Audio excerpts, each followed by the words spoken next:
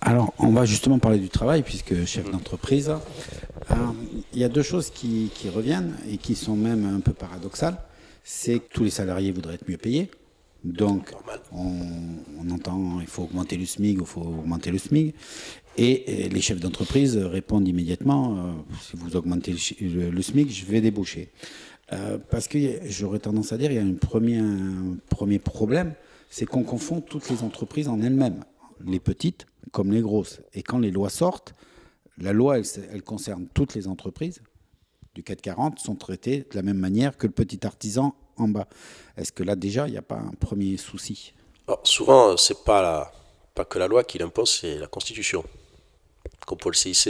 S'il était imposé à tout le monde, c'était parce que c'était anticonstitutionnel de sortir certaines entreprises d'autres pour bénéficier de certains avantages. Donc on a déjà un problème à ce niveau-là.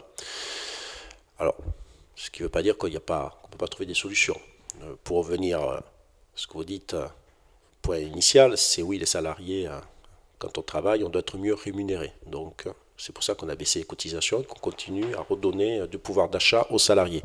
Je rappelle que l'an passé, en 2017, le pouvoir d'achat des salariés en moyenne a augmenté de 2,2% et de 2,5% pour les cadres. Donc on voit bien que si on veut aller sur du pouvoir d'achat, il n'y a que dans le monde du travail où on pourra améliorer effectivement son pouvoir d'achat de façon plus naturelle.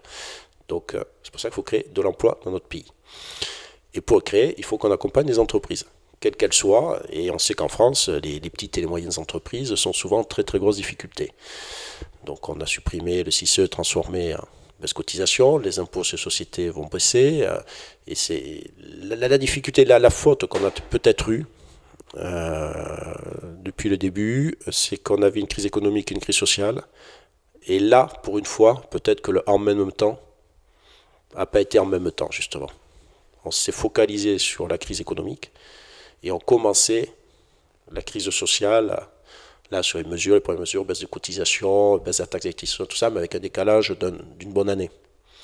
Et c'est ça qui, à mon avis, a fait qu'il y a eu ces phénomènes et ce mécontentement général. Donc il faut qu'on mène les deux, mais qu'on le fasse en même temps, parce qu'on a besoin des deux pour développer notre pays.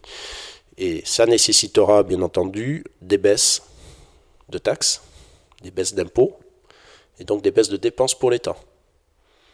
Et là, d'où l'importance de notre pacte social. Savoir ce que l'on veut faire, ce qu'on attend de l'État, là où on fait des économies, et là, les ministères régaliens sur lesquels on a besoin de continuer à investir et de recruter et de mettre de l'argent. Je pense à la justice, à la défense, à l'éducation, à la santé, etc. probablement. Mais il faudra aussi qu'on soit courageux parce qu'on ne va pas pouvoir éternellement vivre sur la dette. Donc il faudra qu'on sache vers où on baisse. Et il ne faut pas oublier qu'il y a quand même une responsabilité de la part des élus locaux là-dessus. C'est-à-dire qu'on ne peut pas, d'un côté, baisser les impôts au niveau national et de l'autre côté, que localement, les impôts continuent à augmenter. Je peux le dire d'autant plus facilement que j'ai été maire, j'ai jamais augmenté les impôts locaux et j'ai même baissé tous les tarifs du périscolaire, de la cantine, etc. Et c'est important qu'on maintienne, je dirais, une pression maîtrisée au niveau local. Parce que si on fait des efforts au niveau national et qu'au niveau local, ça part dans tous les sens, on n'aura pas résolu le problème. Donc il faut qu'on le fasse en commun, ensemble, avec toutes les collectivités. C'est un peu le sens du pacte qu'avait voulu, que le gouvernement a proposé à toutes les grosses collectivités. 75%, 80% l'ont signé. D'ailleurs, on peut augmenter les dépenses en dessous de 1,2%, mais beaucoup l'ont refusé, dont certaines dans les Landes. Voilà. Mais je pense que c'est notre responsabilité de le faire et d'avancer là-dessus. Quand on écoute tous les reportages qu'il peut y avoir, quand on va au contact des Gilets jaunes, ce sont des gens qui travaillent dans l'ensemble. Et souvent, ce qui revient, c'est de dire oui, mais finalement, quand je vois ce que ça me coûte d'aller travailler, je ferais mieux de ne pas y aller, je gagnerais autant à rester chez moi. Est-ce qu'on n'a pas un souci par rapport au travail et au fonctionnement global de tout ce système-là? Mais oui, c'est ça, le travail ne rémunère pas assez aujourd'hui. Et entre ce que l'on peut faire sur les aides sociales, souvent, et le travail, il n'y a pas assez de différence. Combien de gens, et j'en rencontre ici, dès qu'ils font 2 ou 3 heures par-ci par-là, parce qu'ils ont envie de accéder au monde du travail, on leur enlève des prestations. Donc du coup, c'est insuffisant. Donc toutes celles et tous ceux qui arrivent, qui font l'effort et qui trouvent cette possibilité de pouvoir entrer dans le monde du travail, c'est ceux-là qu'il faut aider. D'où les augmentations qui étaient prévues, la prime pour l'activité, etc.